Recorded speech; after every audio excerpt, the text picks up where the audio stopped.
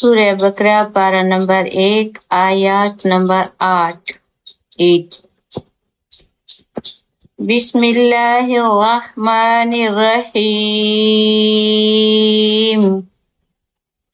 وَمِنَ النَّاسِ مَن يَقُولُ آمَنَّا بِاللَّهِ وَبِالْيَوْمِ الْآخِرِ وَمَا هُمْ بِمُؤْمِنِينَ۔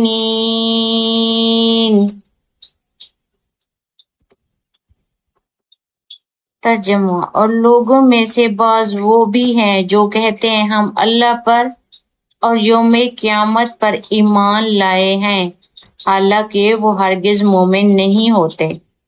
پہلے بھی ایسے ہوتا تھا کہ بہت سارے لوگ ہوتے تھے، آ جاتے تھے، پاس بیٹھتے تھے، باتیں سنتے تھے محفل میں حضور صلی اللہ علیہ وسلم کی، اور یہ سنتے تھے کہ کیا کیا مشورے ہو رہے ہیں، کیا کیا ہونے والا ہے کافروں کے خلاف، اور جب آتے تھے تو کہتے تھے کہ ہم ایمان لے ہیں، ہم مومن ہیں، پر وہ مومن نہیں ہوتے۔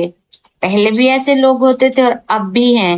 اب دیکھیں کوئی اچھی بات کر رہے ہوں، توحید کی، ذکر کی، کہیں شرک نہ کرو، فلاں کام نہ کرو، فلاں نہ کرو، ہمارے پیغمبر نے نہیں کیا، ہمارے حضرت امام حسین رضی اللہ تعالیٰ عنہ نے، حضرت علی رضی اللہ تعالیٰ عنہ نے نہیں کیا، تو کہتے ہیں ہاں ہاں آپ ٹھیک کہہ رہے ہیں، ہم بھی ایسے کرتے ہیں، ہم بھی ایسے کرتے ہیں، ہم یہ نہیں کرتے، ہم وہ نہیں کرتے، ہم نظر و نیاز نہیں کرتے، ہم توحید پر ہیں، ہم شرک والی نماز نہیں پڑھتے۔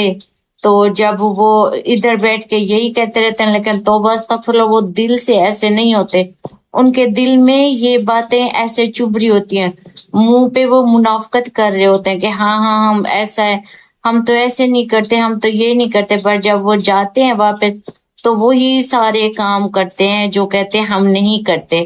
تو ایسے لوگ بھی منافقت کرتے ہیں اور جھوٹ بولتے ہیں۔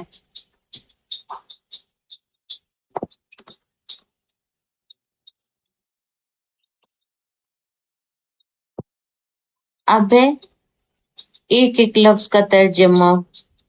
وامن اور بعض، انا سے لوگ ہیں، من جو، یقولو کہتے ہیں، آمنا ایمان لائے ہم، باللہ اللہ پر، وبالیوم اور یوم الآخری آخرت پر، وما ہم اور وہ نہیں ہیں، بمؤمنین ایمان لانے والے۔ اب اس کی تفسیر صحیح بخاری کی روشنی میں نفاق کی تعریف۔ یہ آیات منافقین کے بارے میں ہے جو زبان سے اسلام کا اظہار کرتے ہیں، دل میں کفر چھپائے ہوتے ہیں۔ یہ منافقین کے بارے میں ہے، منافق جو چاہے مسلمان بھی ہو جاتے ہیں نا، پھر بھی وہ دھوکہ دیتے ہیں اللہ تعالیٰ کو، اللہ کا شریک ٹھہراتے ہیں۔ اللہ تعالیٰ نے صرف یہ فرمایا ہے قرآن پاک میں بھی کہ میں واحد لا شریک ہوں۔ الحمد شریف میں بھی انہوں نے فرمایا کہ صرف میری عبادت کرو، مجھ سے مدد مانگو، میرے علاوہ کوئی نہیں ہے۔ جب اس نے خود کہا ہے عبادت بھی میری کرو اور مجھ سے مدد مانگو، اور انہوں نے یہ فرمایا حضرت محمد صلی اللہ علیہ وسلم میرے پیغمبر ہیں۔ اللہ تعالیٰ نے کہیں یہ نہیں کہا کہ آپ جا کے ان کی توبہ استغفر اللہ پوجا کریں، انہی سے مانگیں، یا جب وہ اس دنیا میں تھے رحمت العالمین، قیامت تک رحمت العالمین ہے، کہ ان کے لیے جا کے ان سے شفاعت کروائیں۔ ہر جگہ اللہ نے کہا ہے کہ ہوں صرف میں واحد لا شریک۔ قیامت والے دن بھی اللہ تعالیٰ نے ادھر الف لام میم میں فرمایا کہ قیامت والے دن بھی حساب و کتاب سے میرا ہوگا، کوئی نہیں ہوگا جو حساب کتاب میں کمی یا زیادتی کر سکے۔ جب اللہ تعالیٰ ہر جگہ خود فرما رہے تو ہم قرآن پاک نہیں پڑھتے اور ہم جا کے سارے وہ کام کرتے ہیں جو ہندو کرتے ہیں۔ بس فرق یہ ہے کہ وہ بتوں کے آگے جھکتے ہیں، ہم انسانوں کے آگے، اور غیر اللہ کے وہ بھی چیزیں بناتے ہیں، ہم بھی بناتے ہیں۔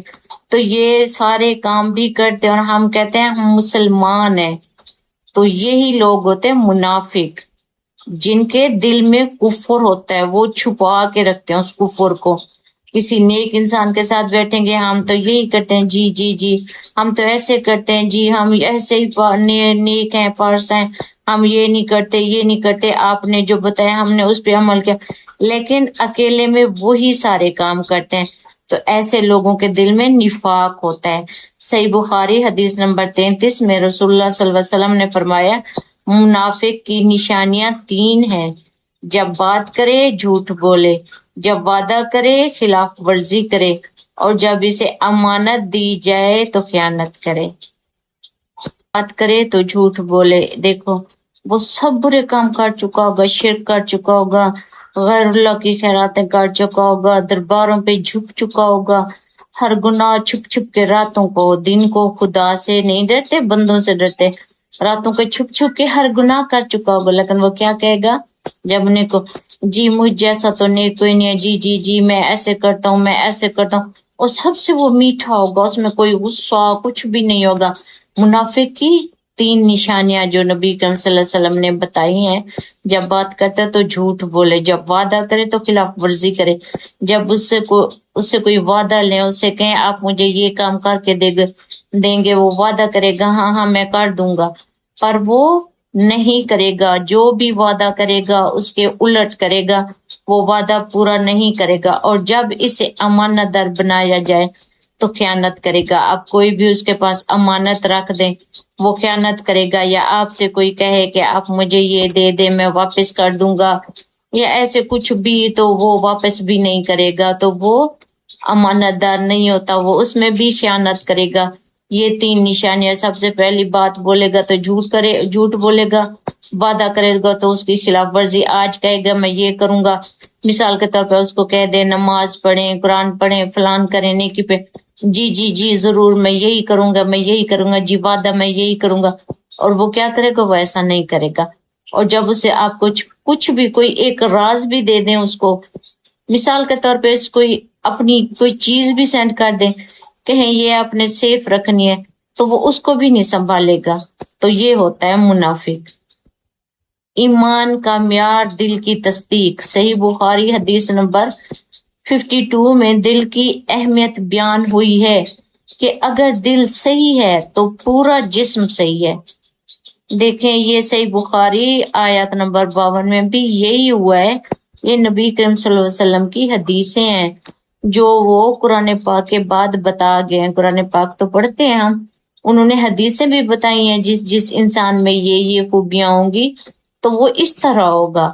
اب انہوں نے کہا ہے کہ دل کی اہمیت، اگر دل صحیح ہے اس کا تو پورا جسم صحیح ہے، دل پاک ہے الحمدللہ، توحید پر ہے، اللہ کا کام کرتا ہے، برائی سے دور ہے، سود سے دور ہے، گناہ سے دور ہے، ہر برے انسان کے راستے سے، ہر فتنے سے دور ہے، سود سے، ہر گناہ سے، ہر زناکاری سے، ہر چیز سے جب وہ دور ہے تو اس کا دل صاف ہے تو اس کا پورا جسم صحیح ہے، پھر اس کا جسم بھی نیکی کی طرف ہوگا، برائی کی طرف نہیں ہوگا، پورا جسم پاک۔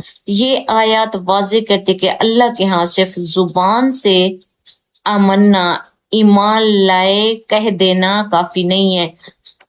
اب یہ آیات یہ واضح کر رہی ہے کہ ایک بندہ آ کے آپ کو کہتا ہے، جیسے ہندو کہتے تھے جی ہم مسلمان ہو گئے، کلمہ پڑھ کے بیٹھ جاتے تھے، جو کچھ ہوتا تھا وہ سنتے تھے، باہر جا کے وہی کچھ کرتے تھے۔ آج کل یہی ہے، دیکھیں کوئی بھی محفل ہو رہی ہے یا کوئی بھی اچھا انسان بیٹھا ہے وہ بیان کر رہا ہے یا کچھ بول رہا ہے تو جو بھی بیٹھے ہوں گے جی جی جی سرکار آپ بالکل ٹھیک کہہ رہے ہیں، جو آپ فرما رہے ہیں سچی یہی ہے، ہم تو ایسے ہیں، ہم تو ایسے، آپ تو بہت اچھے ہیں، اتنی تعریفیں کریں گے، اتنی کہ آگے والے کو پاگل بنا دیں گے، اور زبان کے میٹھے کے مکس ہو جائیں گے، اور جیسے ہی مطلب نکلے گا تو توبہ استغفر اللہ وہ جانتے ہی نہیں ہیں۔ تو یہی ہوتا ہے کہ یہ ایمان نہیں ہے۔ آپ کہتے جی میں نماز پڑھتا ہوں قرآن پڑھتا ہوں سب کچھ کرتا ہوں، نماز پڑھتے ہیں شرک کرتے ہیں نماز میں، نماز کے حصے کرتے ہیں، اور باقی کہتے ہیں میں یہ کرتا ہوں، غیر اللہ کے نام کی چیزیں آپ چڑھاتے ہیں، دیگیں آپ چڑھاتے ہیں، اللہ کو چھوڑ کے لوگوں کے نام کی، اس کے پیدا کردہ انسانوں کے نام کی خیراتیں کرتے ہیں، یا دن فکس کر لیتے ہیں آج 12 ربیع الاول کرنا ہے، آج ہم نے فلاں پیر کی 11ویں کرنی ہے، آج ہم نے فلاں کرنی ہے، اب ہم نے یہ کرنا ہے، اب ہم نے نیاز۔ اب دیکھیں ان چیزوں کی ان کو ضرورت ہے، ان پیغمبروں کی، وہ یہ ساری چیزیں کر کے الٹا آپ لوگ گناہ کرتے ہیں۔ اب دیکھیں محرم شریف ہے، محرم شریف میں کیا حضرت محمد صلی اللہ علیہ وسلم کے نواسوں کو، ان کی آل اولاد کو اتنا ان کو تکلیفیں دی گئی، جو کچھ کہ الحمدللہ وہ شہادت کے اس مقام پر ہیں جس پہ ہماری سوچ بھی نہیں جا سکتی. اور کہتے ہیں شہید کے لیے رونا بھی گناہ ہوتا ہے. تو یہ کیا کر رہے ہیں؟ توبہ استغفراللہ، دن فکس کر رہے ہیں، پانی بانٹ رہے ہیں، کھیر بانٹ رہے. کیا ان کو انہی چیزوں کی ضرورت تھی؟ وہ تو اس دنیا سے اس لیے قربان ہوئے کہ ان کے راستے پہ چلیں. انہوں نے تو کسی کی بیعت ہی نہیں کی، کسی کے ہاتھ سے بیعت ہو کے پانی تک نہیں پیا، اور آپ لوگ دنیا کو پلا رہے ہیں. تو کیا یہ ان کو پانی کی ضرورت ہے؟ وہ جس مقام پہ ہیں وہ اسی پانی کو دیکھ رہے ہیں. اور یہ خون خرابہ، مار پیٹ، سب کچھ، کیا یہی دین ہے؟ کیا وہ یہ کچھ کر کے گئے تھے؟ انہوں نے اپنے بچے قربان کیے، اپنے سب کچھ کیا، اپنی بیٹیوں کو باہر نہیں نکلنے دیا، با پردہ اس طرح حفاظت. اور ہماری عورتیں تو استغفراللہ روڈوں پہ پیٹ رہی ہیں، سر ننگے ہیں، ہزار بار توبہ، پیروں میں جوتے نہیں ہیں، برقعے نہیں ہیں، جبکہ قرآن پاک میں برقعے کا ذکر ہے. حضور کے حضرت امام حسین رضی اللہ تعالی عنہ کے گھر والے پردہ کرتے تھے، اور یہ ان کی کہتے ہیں ہم جی حسینی ہیں، اور کیا کریں روڈوں پہ ایسے پھیریں. تو یہ کام پھر کون سا آپ لوگ دین کے مطابق کریں؟ بس فرقے بنائے ہوئے، یہ ہم اہل سنت ہیں تو اہل سنت کریں گے، وہ 12 ربیع الاول منائیں گے تو بس استغفراللہ. تو وہ بھی ایسے کرتے ہیں. لڑکیوں کو آج کل تو ایسے بنا کے ملتان میں ایک ان کا وہ چلے، وہ پری بنا کے بٹھا دیتے ہیں، اور ساتھ ڈھول ڈھمک کے وہ 12 ربیع الاول مناتے ہیں. اور یہ لوگ یہ مناتے ہیں، ان کے بھی ڈھول بجتے ہیں، آج جی برات جا رہی ہے، آج مہندی ہے، آج فلاں. ان پہ جو کچھ گزرا وہ اپنے اس لیے بچے قربان کر گئے کہ اپنے دین کو قائم رکھیں. اور تم لوگ آج ہم لوگ دین کا مذاق بنا رہے ہیں. ہم کیا کریں؟ نبی کریم صلی اللہ علیہ وسلم نے یہ فرمایا تھا کہ میری 12 ربیع الاول منانا، اس میں ایسے ایسے کرنا. یا کسی صحابہ نے 12 ربیع الاول منائی تھی نبی کریم صلی اللہ علیہ وسلم کی؟ یا جو صحابہ نبی کریم صلی اللہ علیہ وسلم کے ہوتے ہوئے نبی کریم صلی اللہ علیہ وسلم کی اپنی اولاد اس دنیا سے رخصت ہوئی تھی، کیا انہوں نے ان کے 40 میں 20 میں اور یہ چیزیں کی تھی؟ جو چیز نبی کریم صلی اللہ علیہ وسلم نے نہیں کی، ان کے نواسوں نے نہیں کی، ہم وہ کرتے ہیں. اور ہم کہتے ہیں ہم ہیں مسلمان، ہم ایمان والے ہیں. کلمہ پڑھنا اور زبان سے کہنا مسلمان کافی نہیں ہوتا، مسلمان بن کے دکھانا ہوتا ہے. جب تک اس کی دل گواہی نہ دے کہ ہم مسلمان ہیں، دل گواہی دے کہ ہم یہ کام صحیح کریں. دیکھیں جب بھی کوئی برا کام کرتے ہیں دل ضرور ہمارا وہ ہوتا ہے، ڈگمگا جاتا ہے اور ملامت کرتا ہے، پر ہم اس پہ دھیان نہیں دیتے. تو ہم کون سے دین پہ چل رہے ہیں؟ مجھے پہلے دین کے حصے جو کیے ہوئے ہیں، اللہ تعالیٰ نے تو صرف مسلمان بنایا، کسی کو یہودی، ہندو، مسلم یہ نہیں بنایا، اور نہ ہی سنی بنایا، نہ ہی اہل تشیع بنایا، وہابی کچھ بھی نہیں بنایا. اللہ تعالیٰ نے صرف مسلمان بنایا ہے کہ میری راہ پہ چلو اور محمد صلی اللہ علیہ وسلم کے راستے پہ چلو.